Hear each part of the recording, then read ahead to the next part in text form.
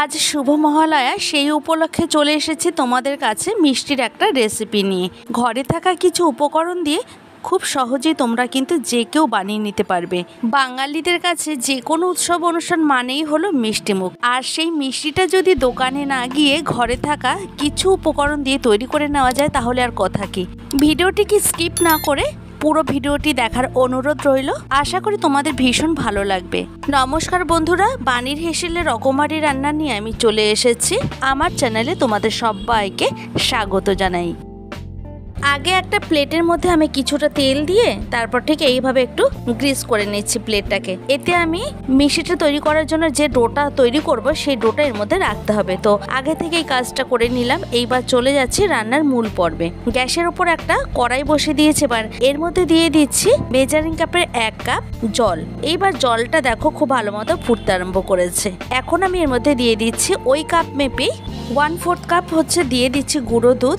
গুঁড়ো দুধটা যদি থাকে তবে তোমরা অবশ্যই দেওয়ার চেষ্টা করবে, তাহলে কিন্তু ভীষণ ভালো লাগবে। আর যদি না থাকে তাহলে স্কিপও করতে পারো। এখন আমি এর মধ্যে দিয়ে দিচ্ছি ওই কাপ মেপেই মেজারিং কাপের 1 কাপ পরিমাণ হিসেবে 200 গ্রাম আমি এখানে ময়দা দিয়ে দিলাম। আর ময়দাটাকে এখানে চেলেই ব্যবহার করেছি। এখন গ্যাসের ফ্লেমটাকে মিডিয়ামে রেখে একটা ডোয়ে পরিণত করতে হবে। দেখো এইভাবে নাড়তে নাড়তে একটা মণ্ডতে পরিণত হবে। এখানে কন্টিনিউ নাড়াচাড়া না করলে কিন্তু দলা পাকিয়ে যাবে, সেক্ষেত্রে মিষ্টিগুলো একদমই ভালো হবে না। আর দেখো আমার এখানে কিন্তু ডোটা কিন্তু অলরেডি তৈরি হয়ে গেছে। এরপর গ্যাসের ফ্লেমটাকে অফ করে দিয়ে ওই ডোটাকে যে প্লেটের মধ্যে তেল মাখিয়ে রেখেছিলাম সেই প্লেটের মধ্যে ঢেলে নিচ্ছি। মিষ্টিগুলি থেকে যাতে খুব সুন্দর ফ্লেভার আসে তার জন্য দিয়ে দিলাম ঘি 1 টিস্পুন, দিচ্ছি এখানে বেকিং পাউডার 1/2 টিস্পুন, আর তারও অর্ধেক দিয়ে দিলাম বেকিং সোডা। এখন এই উপকরণগুলিকে এই ডোটার মধ্যে খুব ভালো করে মেখে নিতে হবে। এই কাজটি আমাকে গরম থাকা অবস্থায় করে নিতে হবে। ঠান্ডা হয়ে গেলে মিষ্টিগুলি কিন্তু একদমই ভালো তৈরি হবে না। তোমরা এখানে ময়দার ডোটাকে মাখার সময় সামান্য একটু গুঁড়ো ময়দা ছড়িয়েও কিন্তু মেখে নিতে পারো। তবে আমার গরমের তাপটা ভীষণ লাগছে বলে আমি মাঝে মধ্যে একটু তেল দিয়ে তারপর ডোটাকে মেখে নিচ্ছি। এখন একটা স্প্যাচুলার সাহায্যে আমি ডোটাকে ঠিক এই রকমভাবে সমান করে নিচ্ছি।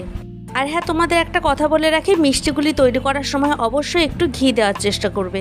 এতে মিষ্টিগুলি থেকে খুব সুন্দর একটা ফ্লেভার বেরোবে, তাতে খেতেও কিন্তু ভালো লাগবে।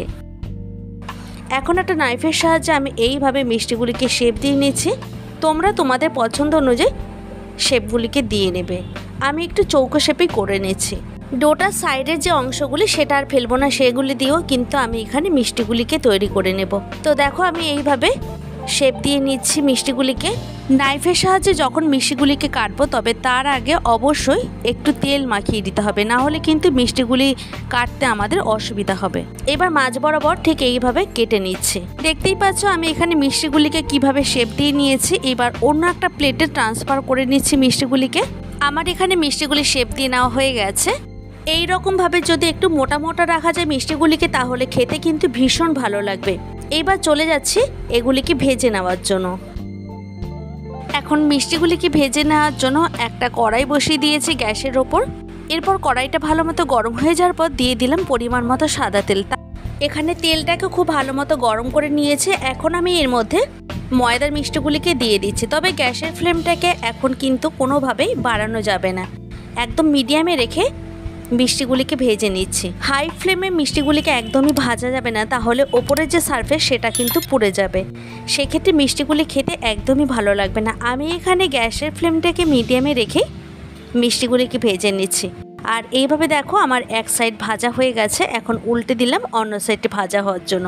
প্রায় 4 থেকে 5 মিনিটের মতো সময় লাগে মিষ্টিগুলিকে ভেজে নিতে। আর এভাবেই দেখো আমি উল্টে পাল্টে খুব ভালো করে ভেজে নিচ্ছি। কালারটা কতটা সুন্দর হয়েছে, একদম গোল্ডেন ফ্রাই হয়ে গেছে। তো মিষ্টিগুলি ভেজে নেওয়া হয়ে গেছে, এখন তুলে নিচ্ছি একটা ঝাঁঝরির সাহায্যে।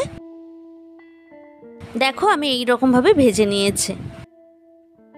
এখন আমি পরের ব্যাচে যে মিষ্টিগুলি সেগুলিকে ভেজে নেব। তেলে দেওয়া মাত্রই খুব সুন্দর কিন্তু ফুলে উঠেছে। আর যেহেতু এখানে বেকিং পাউডার বেকিং সোডা দেওয়া আছে তাই প্রত্যেকটা মিষ্টি কিন্তু খুব সুন্দর ফুলেছে।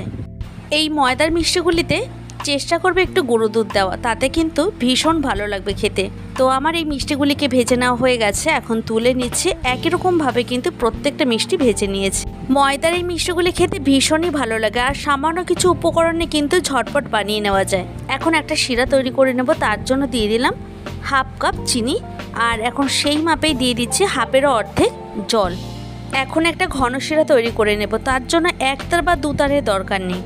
শিরাটাকে এখন একটু ঘন করে নিলেই হবে। এইবার ফ্লেভারের জন্য দিয়ে দিলাম দুটো এলাচ। এলাচটাকে একটু ফাটিয়ে নিয়ে তারপর এর মধ্যে দিয়ে খুব ভালো করে একটু নাড়াচাড়া করে জাল দিয়ে নিচ্ছি। দেখো এখানে কিন্তু শিরাটা তৈরি হয়ে গেছে। এখানে একটা ঘন শিরা তৈরি করে নেওয়ার পর এর মধ্যে দিয়ে দিচ্ছি ভেজে রাখা ময়দার মিষ্টিগুলিকে। এরপর গ্যাসের ফ্লেমটাকে মিডিয়ামে রেখে প্রায় 3 থেকে 4 মিনিটের মতো এইভাবে রান্না করে নেব। এইভাবে নাড়তে নাড়তে ময়দার মিষ্টিগুলি পুরোটাই কিন্তু চিনির শিরাটাকে সোক করে নেবে। তোমরা এই অবস্থায় কিন্তু নামিয়ে নিতে পারো, তবে আমি আরও 5 মিনিটের মতো ঠান্ডা করে নিয়ে তারপর তোমাদের কাছে ফিরে আসছি। ফিরে আসলাম 5 মিনিট পর।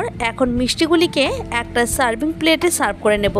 আশা করি দেখেই বুঝতে পারছো যে মিষ্টিগুলি কতটা লোভনীয় হয়েছে, খেতেও কিন্তু ভীষণ সুস্বাদু হয়েছিল।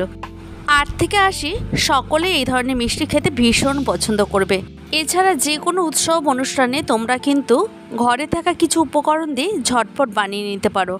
তৈরি হয়ে গেল দারুণ স্বাদের ময়দার মিষ্টির রেসিপি। যদি আমার চ্যানেলে এই ধরনের আরও নিত্য নতুন ভিডিও পেতে চাও তাহলে অবশ্যই একটা লাইক কমেন্ট শেয়ার করো। তোমাদের একটা লাইকের একটা কমেন্ট আমাকে আরও নতুন ভিডিও তৈরি করার উৎসাহ জাগিয়ে তোলে। দেখা হবে অন্য কোনো ভিডিওতে। ভালো থাকবে প্রত্যেকেই, আর তোমরাও কিন্তু সবাইকে ভালো রেখো। আমার সঙ্গে এতক্ষণ থাকার জন্য তোমাদেরকে অসংখ্য ধন্যবাদ।